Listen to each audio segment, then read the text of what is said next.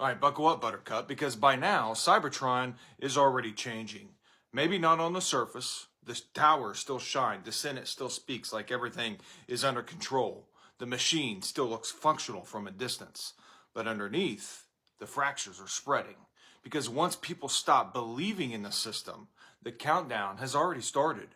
And standing in the center of that growing divide were two bots who once wanted the exact same thing. Megatron and Optimus Prime. Well, hold up, not Optimus Prime yet. At this point, he's still Orion Pax. And this is where the story stops being about politics and start becoming about tragedy.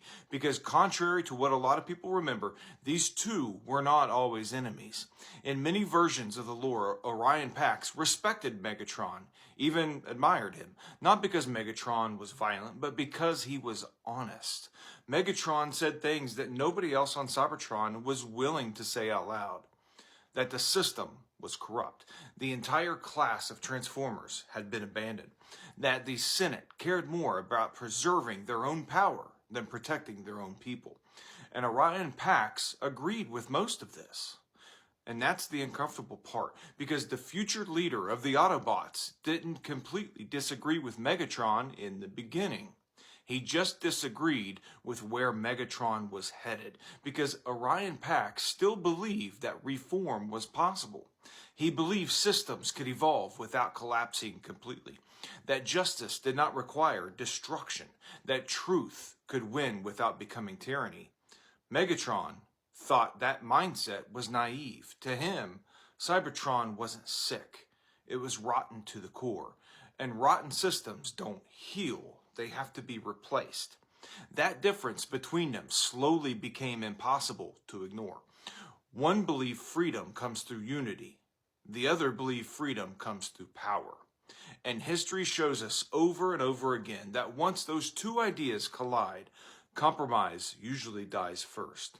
Meanwhile, Cybertron's leadership kept making everything worse. Instead of listening to unrest, they tightened control. Instead of addressing corruption, they buried the criticism. And every time they tried to silence Megatron, his movement grew.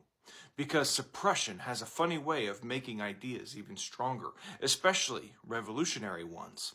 Now here's where things start to get personal, because Orion Pax doesn't just see Megatron becoming more radical. He watches him changing emotionally. The speeches become harsher. The solutions become more extreme.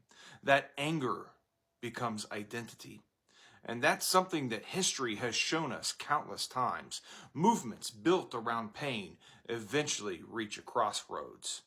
Heal the world or punish it. Megatron starts drifting towards punishment. And Orion Pax sees it happening in real time. But by now, that movement is already too big.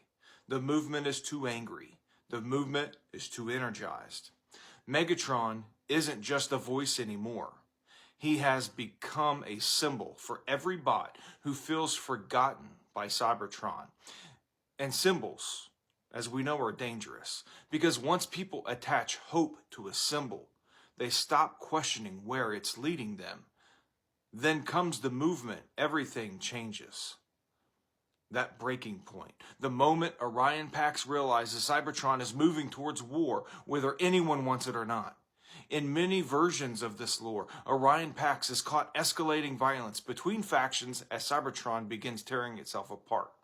Not a warrior, not a chosen hero, just someone who's trapped in the middle of history, accelerating too fast to stop. And during all that chaos, Orion Pax is mortally wounded. And this right here is one of the most important moments of the Transformers lore, because Orion Pax doesn't survive. He transforms. He is taken to Alpha Trion, and in many versions of the story, a guardian of ancient Cybertronian wisdom, a keeper of history, someone who understands what Cybertron is becoming before anyone else fully sees it. And when Orion Pax is rebuilt, something bigger happens. He becomes more than himself, more than a worker, more than an observer, more than a bot trying to hold society together. He becomes a leader, a symbol of resistance against the collapse itself. And when he rises again, now Optimus Prime is born. Not just a new name, but a new identity. A whole new responsibility. And from that moment forward, everything changes. Because now Cybertron has two opposing icons. Megatron, who believes peace can only come after total control, and Optimus Prime, who believes freedom only matters if everyone has it. And here's what makes the story hit harder now as adults. Neither of them originally wanted endless war. One believed that he was saving Cybertron through revolution. The other believed that he was saving it through unity. But once fear, anger, and ideology fully take control, even good intentions become weapons. And that's how civilizations collapse. Not because nobody cared, but because everyone became convinced only they knew how to save it.